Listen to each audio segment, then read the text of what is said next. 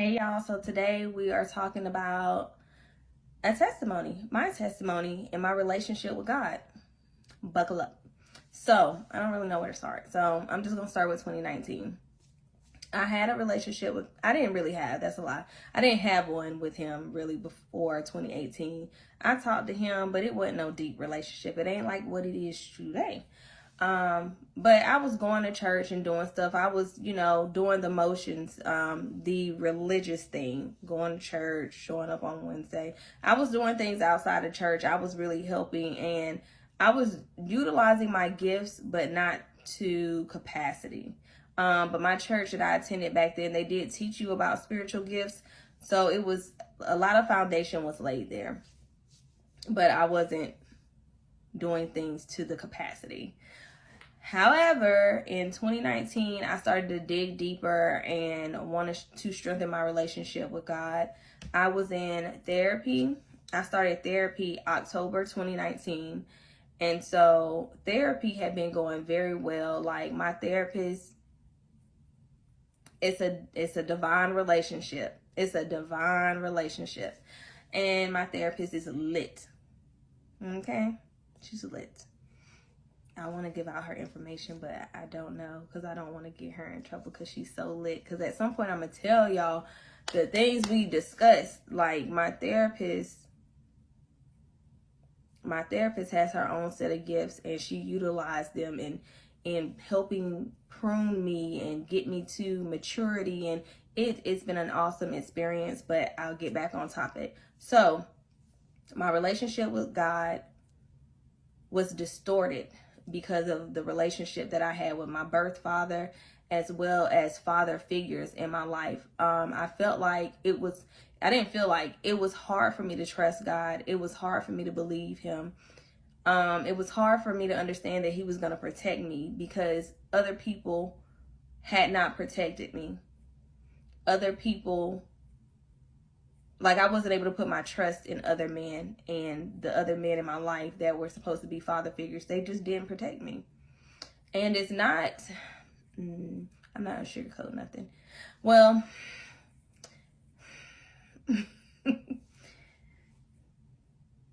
like some of the men that were in my life were younger when they were taking care of me. And they were dealing with their own things. So I understand. I feel like God is saying don't make excuses for people. So I'm going to just stop right there, and I'm going to just say, because I wasn't nurtured like I needed to be and loved like I needed to be, there was a block because I saw God how I saw these other men. And it made it very hard. So over time, I went through deliverance in 2020, November of 2020. And in deliverance, I learned that you don't have to be a certain way for God to love you.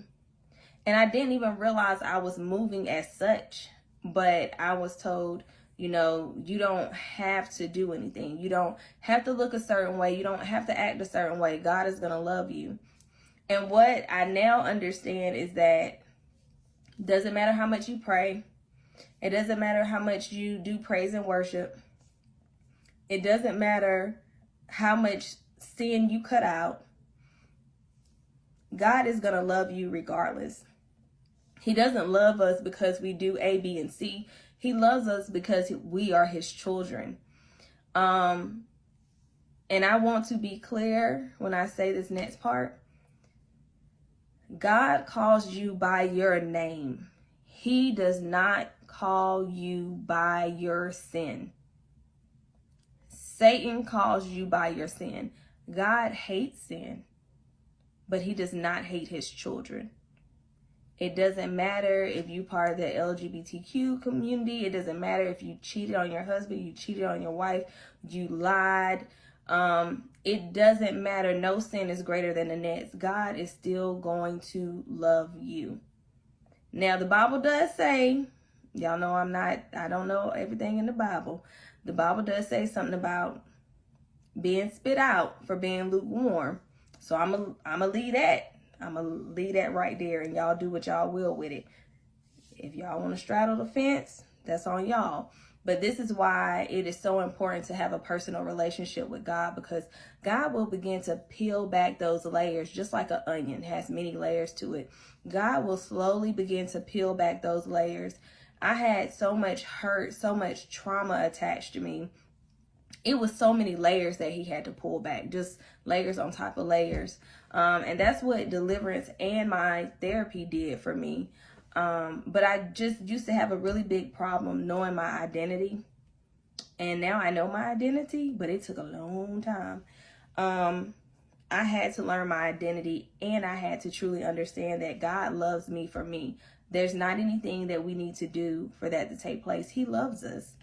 And so what I wanted to share was something that I wrote down yesterday in church. I had a moment, and I just heard him so clearly. And so I wrote down what I heard. And that's what I'm going to share with y'all. But it's important to spend time with God. It is so important to spend one-on-one time with him and get to know him for yourself. For the people that don't believe in him, if for some reason you find yourself still listening to this message, there's a reason behind that. And once again, I would suggest you spend time with him and just get to know him, because that means he's tugging on your heart. Y'all, we don't have a lot of time to play around. We don't have time to play around. It's time to step it up. Yesterday at church, we did additional praise and worship at the end. This was my first time going to this church. And the minister said, let's have a moment. Get out your notepads, your notebooks, your pens, your pencils. Let's have a moment where you let God speak to you. Just be still and write down anything that you hear. I did. I didn't share it at the time because I was like, this was just for me.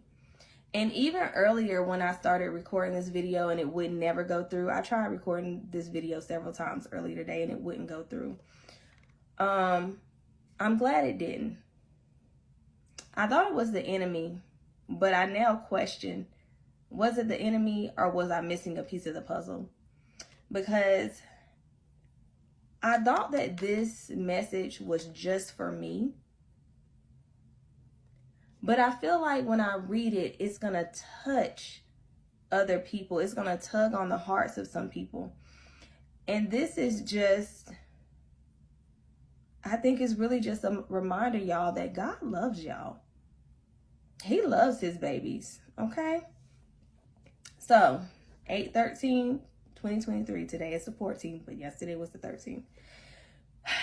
Can't believe I'm reading this. God says, I am that girl. That was for me.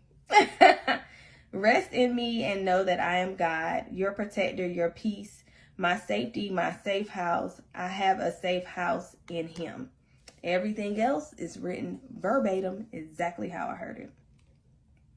For I am the Lord, and you belong to me. I am yours, and you are mine. I am your fortitude. Can't say that word that great.